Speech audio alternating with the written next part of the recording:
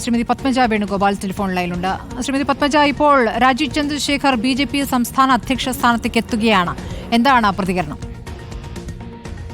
വളരെയധികം സന്തോഷം തോന്നുന്നു, വളരെയധികം പ്രതീക്ഷ തോന്നുന്നു. കാരണം അദ്ദേഹത്തോട് കൂടെ ഞാൻ ട്രിവാൻഡ്രത്ത് ലോക്സഭാ ഇലക്ഷൻ കുറച്ചു കാലം വർക്ക് ചെയ്തിരുന്നു. അന്നേ ഞാൻ മനസ്സിൽ വിചാരിച്ചു ഇങ്ങനെ ഒരു വ്യക്തി പ്രസിഡന്റായിട്ട് വന്നാൽ കേരളത്തിൽ BJP വളരെയധികം വളർച്ചയുണ്ടാവും. കാരണം അദ്ദേഹം ഒരു ഗ്രൂപ്പിലൊന്നും പെടാത്ത ഒരാളാണ്. ഗ്രൂപ്പിസം അങ്ങനെയൊന്നും ഇല്ല അദ്ദേഹത്തിന്. നല്ല കാര്യങ്ങൾ നല്ലതെന്നും മോശം എന്ന് തിരിച്ചറിയാൻ കഴിയുന്ന ഒരു മനുഷ്യനാണ് അദ്ദേഹം. അപ്പോൾ അങ്ങനെ ഒരു ആഗ്രഹം മനസ്സിലുണ്ടായിരുന്നു. അത് കേട്ടപ്പോൾ സത്യം പറഞ്ഞാൽ വളരെയധികം സന്തോഷം തോന്നി. രാജീവ് ചന്ദ്രശേഖർ അധ്യക്ഷ സ്ഥാനത്തേക്ക് വരുമ്പോൾ സംസ്ഥാനത്ത് BJPയിൽ എന്ത് തരം മാറ്റങ്ങളാണ് ഉണ്ടാവുക? BJPയുടെ പ്രവർത്തനത്തിൽ അദ്ദേഹത്തിന്റെ പ്രവർത്തനങ്ങൾ നമുക്ക് ഒരു പ്രൊഫഷണൽ ആയിട്ട് അദ്ദേഹം കൊണ്ടുപോകും. കാരണം അദ്ദേഹം സാധാരണക്കാരായിട്ട് അടുപ്പമില്ല എന്നൊക്കെ പലരും കമന്റ് പറഞ്ഞിരുന്നു. പക്ഷെ അദ്ദേഹം ഒരു സാധാരണ കുടുംബത്തിൽ നിന്നാണ് വന്നിട്ടുള്ളത്. അദ്ദേഹത്തിന് അറിയാം എന്താണ് സാധാരണക്കാരന്റെ വിഷമമെന്ന്. ആ ഒരു ഇതിലേക്ക് പലരും കടന്നു നോക്കിയിട്ടില്ല അദ്ദേഹത്തിന്റെ ജീവിതത്തിൽ.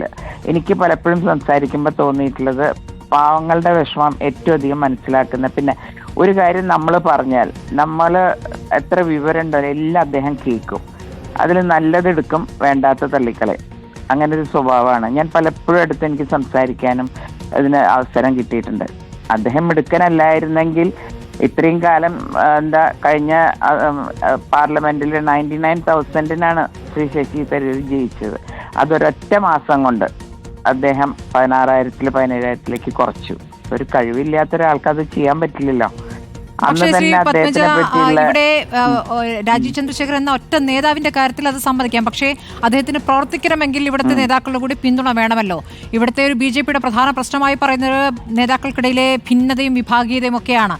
അപ്പോൾ എത്രത്തോളം രാജീവ് ചന്ദ്രശേഖറിന് പിന്നിൽ അണിനിരന്നുകൊണ്ട് എല്ലാവരും കൈകോർത്ത് പ്രവർത്തിക്കും?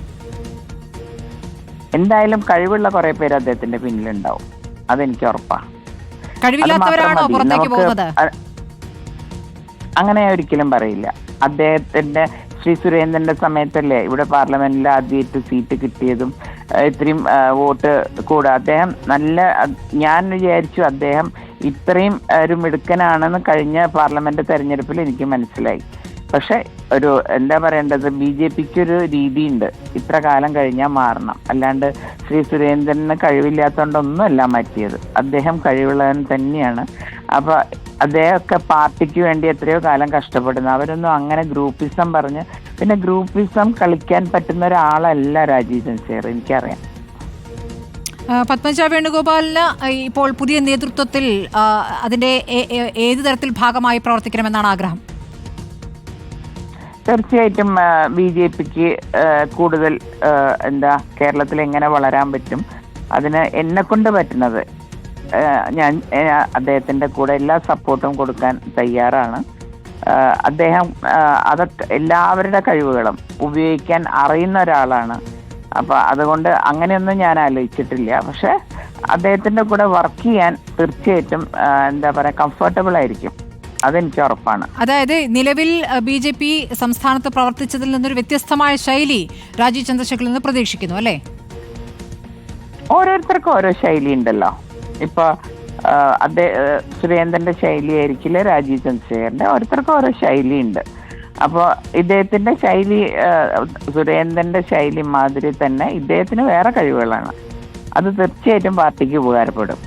അക്കാര്യത്തിൽ യാതൊരു സംശയവുമില്ല എനിക്ക്. വളരെ നന്ദി പത്മജ വേണുഗോപാൽ ഈ ഘട്ടത്തിൽ പ്രതികരിച്ചതിന്. BJPയിൽ നിന്നും നമുക്ക് ലഭിക്കുന്ന ആദ്യത്തെ പ്രതികരണമാണ്.